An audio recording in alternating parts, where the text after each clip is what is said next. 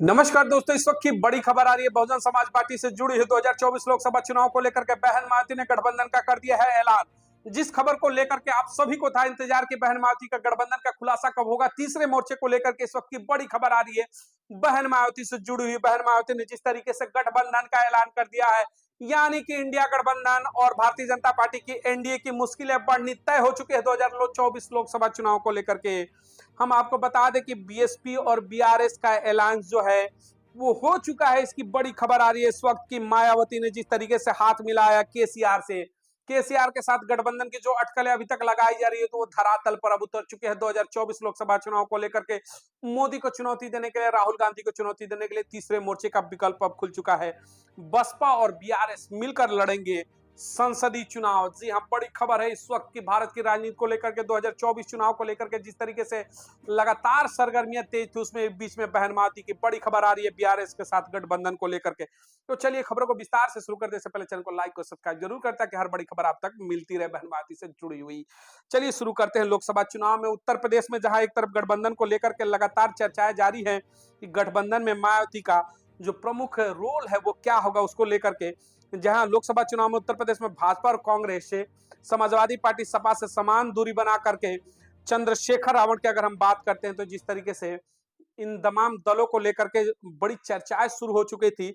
हालांकि अब हम आपको बता दें कि मायावती ने गठबंधन से अलग रहने की जो घोषणा कर दी कि सपा कांग्रेस से और भाजपा से वो दूरी बनाकर रहेंगी। वहीं अगर हम बात करते हैं तो तेलंगाना में पूर्व मुख्यमंत्री श्री के चंद्रशेखर राव की केसीआर की पार्टी से भारत राष्ट्र समिति बीआरएस से हाथ मिला लिया। हैदराबाद में मंगलवार को केसीआर की उपस्थिति में बीआरएस ने बसपा के साथ गठबंधन की औपचारिकता पूरी कर दी। इसके बाद केसीआर ने प्रवीण कुमार के साथ एक प्रेस कॉन्फ्रेंस भी किया। तो ये इस वक्त की बड़ी खबर आ रही है बहन मायावती के ऊपर, जिस तरीके से लगातार प्रेशर था कि गठबंधन को लेकर के खुलासा नहीं हो रहा है। तो पहले बड़े खुलासे के रूप में बहन मायावती का ये बड़ा फैसला आ रहा है कि तेलंगाना में किस तरीके से केसीआर के साथ उन्होंने गठबंधन करके दक्षिण भारत में अपनी मजबूत पकड़ बनाने की तैयारी कर दी। यानी कि कहीं ना कहीं जो तीसरा मोर्चे की हम बार बार बात करते थे अपनी खबरों में कि बहन मायावती तीसरे मोर्चे के रूप में विकल्प बन सकती हैं देश में प्रधानमंत्री के रूप में, वो बातें अब सच साबित होती हुई नजर आ रही है। यानी कि हमारी खबरों के ऊपर पुष्टि होते हुए नजर आ रही है। जिस तरीके से इंडिया गठबंधन में बहन मायावती ने शामिल होने से मना कर दिया, वहीं दूसरी तरफ एनडीए भारतीय जनता पार्टी के नेतृत्व में, मोदी के नेतृत्व में भी एक धड़ा बन चुका है। यानी अब तक की 2024 की जो लड़ाई थी लोकसभा की, वो दो धड़ों के आमने सामने इंडिया और एनडीए गठबंधन के सामने नजर आ रही थी। लेकिन बहन मायावती ने जिस तरीके से तेलंगाना से बड़ी खबर आ रही है कि केसीआर के साथ गठबंधन तय कर लिया, अब देश को तीसरा मोर्चा विकल्प के रूप में बहन मायावती के रूप में मिल चुका है। तो कितना बदलाव होगा इसको लेकर के भी हम चर्चाएं शुरू करेंगे। लोकसभा चुनाव में उत्तर प्रदेश में भाजपा और कांग्रेस इनसे तो दूरी बना रखा था, लेकिन गठबंधन जाकर के साउथ में बहन मायावती का तेलंगाना में इस वक्त हो चुका है। हैदराबाद में मंगलवार को केसीआर की उपस्थिति में बीआरएस ने बसपा के साथ गठबंधन की जो औपचारिकता है उसको पूरी कर ली है। बसपा और बीआरएस मिलकर संसदीय चुनाव लड़ेंगे, ये केसीआर का भी अब खुल करके बयान सामने आ चुका है। केसीआर ने कहा कि बसपा और बीआरएस मिलकर संसदीय चुनाव लड़ेंगे। बुधवार को मायावती से बात कर दोनों दल सीटों की बंटवारे पर भी सहमति बना लेंगे। 3 महीने पहले हुए तेलंगाना विधानसभा चुनाव में केसीआर राज्य की सत्ता से बाहर हो गई। लोकसभा चुनाव के लिए उन्हें एक सहयोगी दल की तलाश थी। जल्द ही टिकटों को लेकर के भी तेलंगाना में घोषणा हो सकती है। हालांकि बता दूं कि साउथ में भी अगर हम बात करते हैं दलित वोटरों की अच्छी खासी संख्या है जो बसपा से आज भी जुड़े हुए हैं। बसपा मूवमेंट से जुड़े हुए तमाम जो वोटर्स हैं, मुस्लिम आबादी की भी अगर हम बात करते हैं, दलित मुस्लिम का जो समीकरण है वो भी तेलंगाना की सबसे बेहतर समीकरणों में माना जाता है।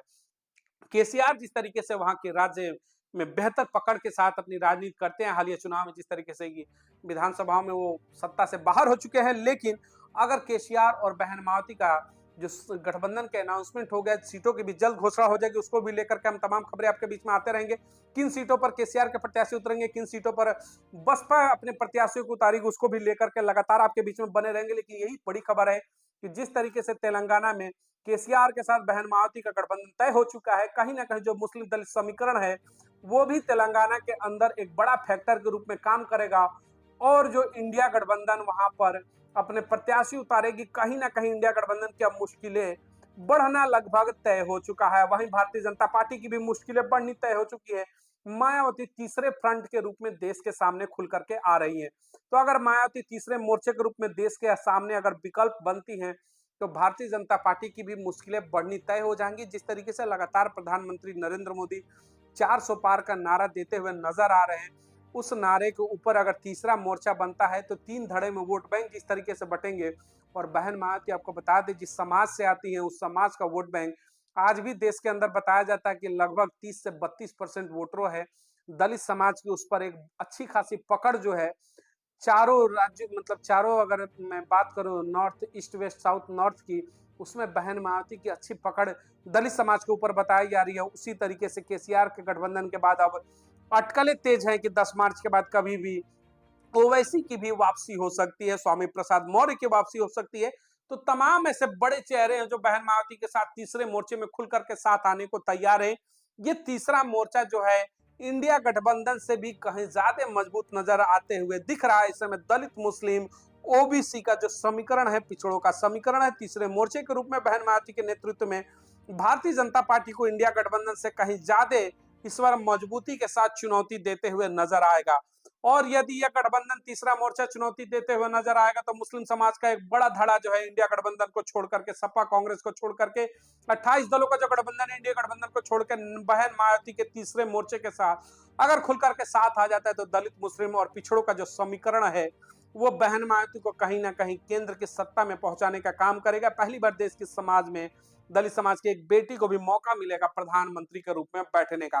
तो बहन मायावती की जो ये बड़ी चाल है वो कहीं ना कहीं राजनीतिक गलियारे में इस वक्त हलचल बचा चुकी है।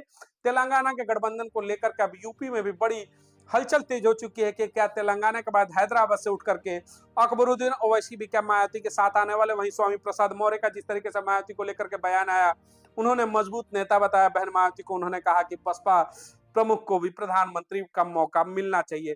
तो ये तमाम जो बड़ी खबरें हैं कहीं ना कहीं राजनीतिक गलियारे की बड़ी हलचल बढ़ाने वाली है। मायावती ने आखिर गठबंधन की घोषणा कर दी, ये घोषणा कितना सफल होगा ये तो आने वाला समय बताएगा। लेकिन मायावती के इस चाल से कहीं ना कहीं इंडिया गठबंधन, राहुल गांधी की धड़कनें बढ़ चुकी है और नरेंद्र मोदी के 400 पार का जो नारा है वो भी मुश्किलों में नजर आ रहा है।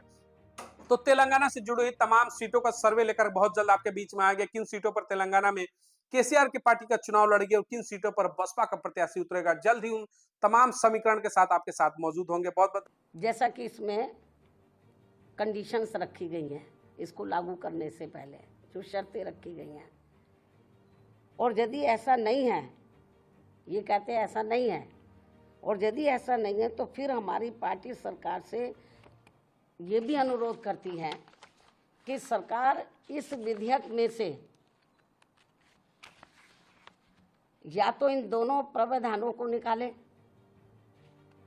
या फिर कुछ ऐसे उपाय तलाशे जिससे इस विधेयक के तहत महिलाओं को जल्दी आरक्षण का लाभ मिल जाए। धन्यवाद। जय हिंद, जय भारत।